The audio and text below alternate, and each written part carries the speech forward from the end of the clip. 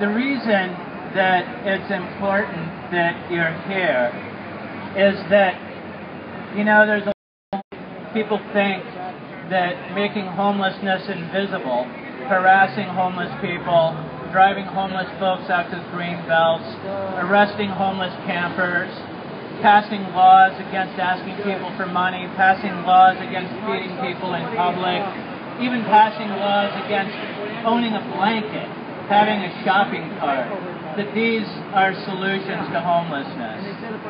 These are just solutions to merchants who want to sell shit to people being able to do it in a way that folks from the suburbs don't feel nervous about coming downtown to shop. And you know, I think people who come down to shop, you know, I think they're kind of on their own. They're in charge of their own comfort zones. You know, it's hard for me to feel real sympathetic about somebody who doesn't want to run into a homeless person when they're out to get a latte and, you know, a new Gucci purse or whatever the fuck they're down here to get.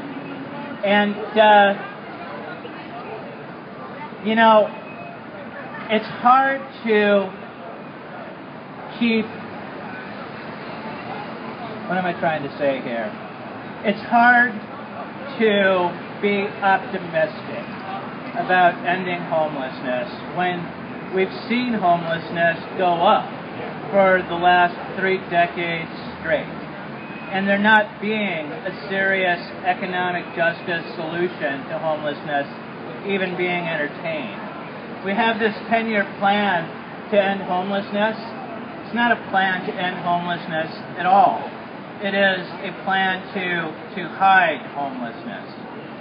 And I think that this confusion comes from really a matter of what tools that people are working with. You know, if you are a professional social worker, if you are a technocrat that is trying to do something about homelessness, and you've got this economy that is putting more and more people on the street, the gap between what people earn and the opportunities that people have to make a living, and the cost of housing keep getting wider and wider and wider. You know, that's the basic problem.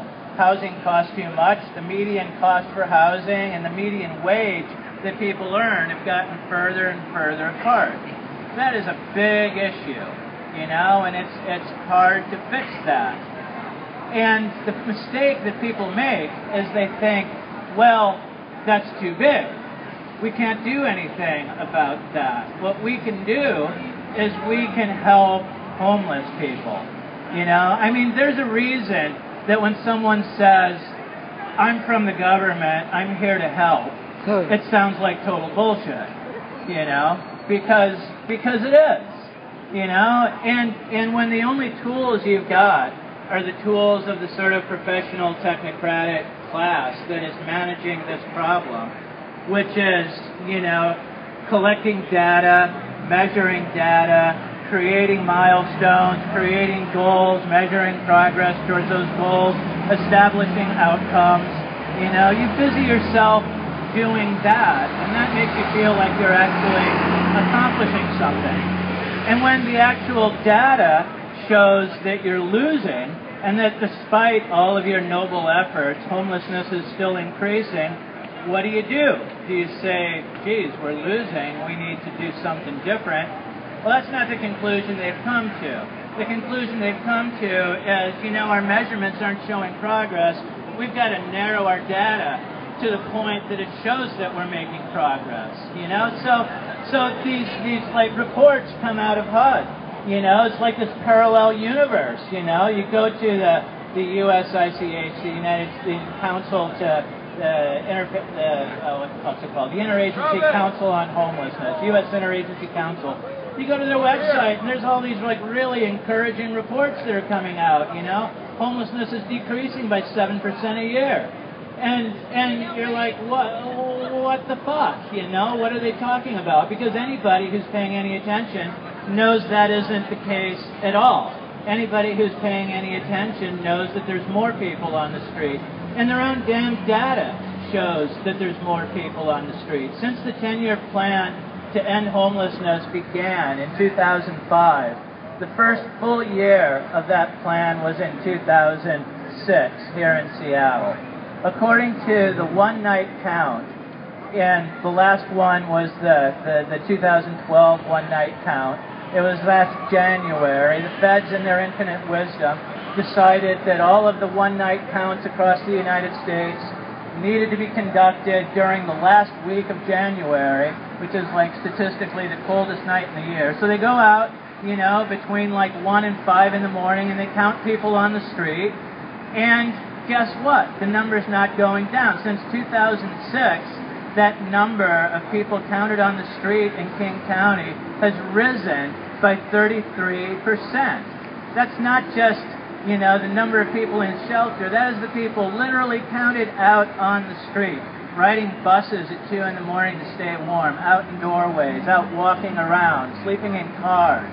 That number is up by 33% since the 10-year plan to end homelessness started. The number of people in shelter is up by 7%. So, you know, there's something that is really flawed with their methodology. And I think what it comes down to is this, that the folks who are trying to end homelessness and all of their sort of professional technocratic tools to end homelessness are nowhere near up to the task. And ending homelessness in a real way takes political courage. Because to really do it, you've got to challenge all of those forces that are oppressing poor people and that are benefiting the 1%, right? And, you know, the mayor probably isn't going to do that. The county executive probably isn't going to do that. The head of United Way probably isn't going to do that. But somehow we have allowed those people to become the voice of ending homelessness. You know, and those people are the Committee to End Homelessness in King County, which is a well-intentioned group of folks. You know, they really want to do something, but they are totally on the wrong track. And what they need to do is, instead of being afraid of poor people, instead of driving homelessness underground and making it invisible and calling that a victory, they need to ally themselves with poor people, look to homeless people as their partners in ending homelessness, and not as this sort of subject class to be acted upon by the professionals. So that's why things like this that show that there's a problem and say, look, the problem isn't homeless people and needing to fix homeless people to make them, you know, less fucked up. The problem is making the system less fucked up and doing something about that. So we were here a couple of months ago. We spent the night here in Westlake, the night before the Committee to End Homelessness met for the quarterly governing board meeting. And we went to the governing board meeting of this organization. It's basically in charge with creating the policy around homelessness in King County. And there's about 150 of us who went to their governing board meeting, and we said 3 things. We said, you have to stop using data as a weapon. Data is a tool. It's not a weapon. At the point where you start using your data collection to disempower homeless people's organizations and shut them down, which is what they're doing right now, that's a big problem, and we're not going to allow you to do that. The second thing we said is you cannot end homelessness without listening to homeless people. This is what you've got to do.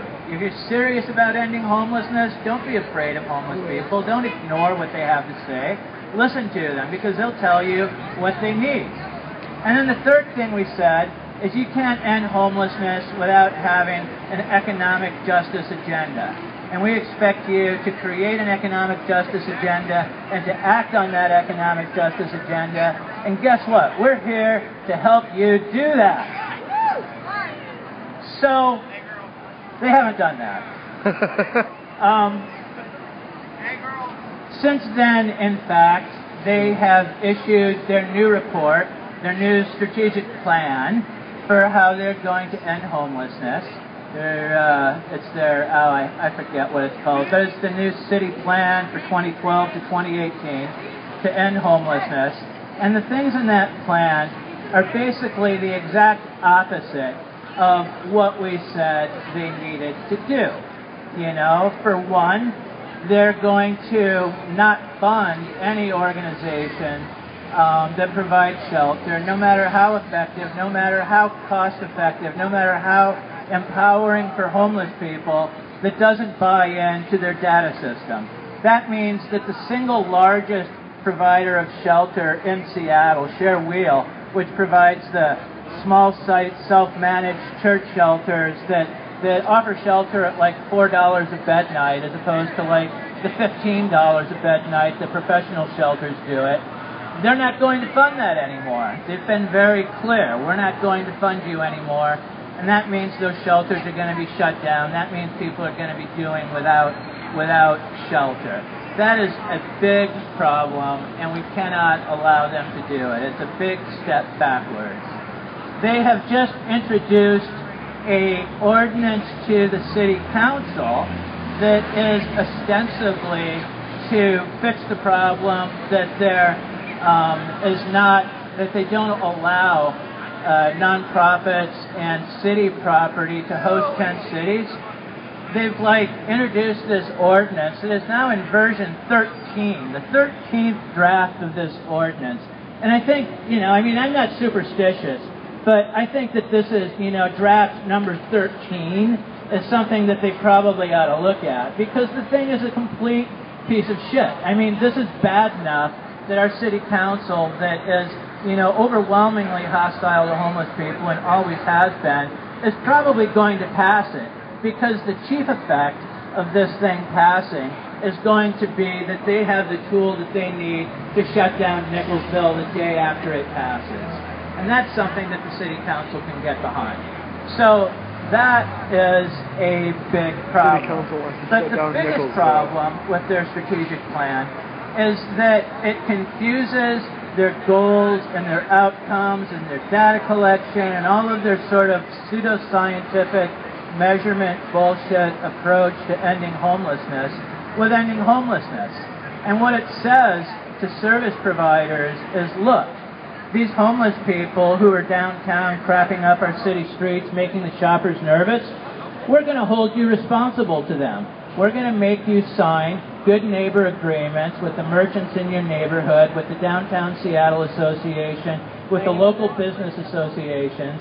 And if they think that your people are causing problems, that they think that your people are out there taking drugs or dealing drugs or hassling people, we're going to hold you responsible for that at the point of your funding, and you might not get your contract renewed, right? That is the most screwed up thing that I can possibly imagine. That's like basically, blaming the people who are trying to provide services to desperately poor people for this whole big bag of screwed up social pathology that comes from a